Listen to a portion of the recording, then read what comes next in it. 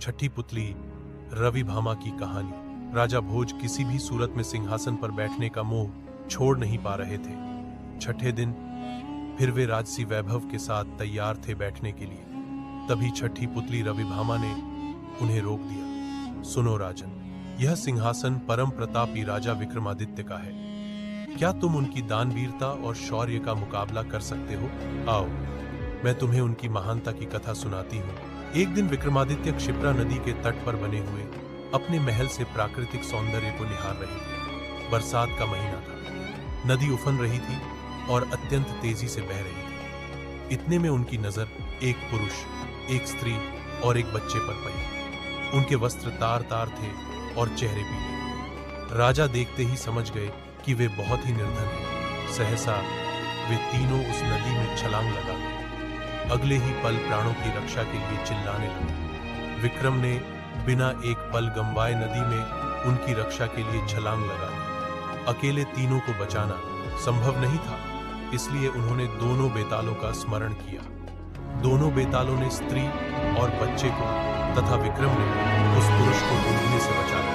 तट पर पहुंचकर उन्होंने जानना चाहा वे आत्महत्या क्यों कर रहे थे। पुरुष ने बताया कि वह उन्हीं के राज्य का एक अत्यंत निर्धन ब्राह्मण है, जो अपनी दरिद्रता से तंग आकर जान देना चाहता है।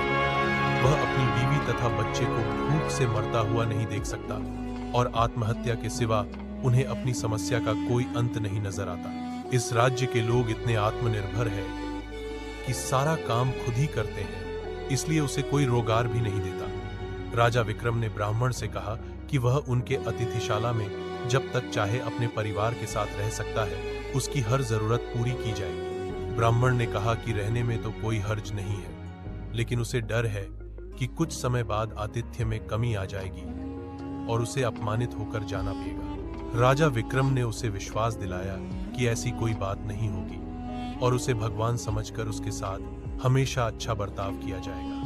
विक्रम के इस तरह विश्वास दिलाने पर ब्राह्मण परिवार अतिथिशाला में आकर रहने लगा। उसकी देख रेख के लिए नौकर चाकर नियुक्त कर दिए गए। वे मौज से रहते, अपनी मर्जी से खाते पीते और आरामदेह पलंग पर सोते।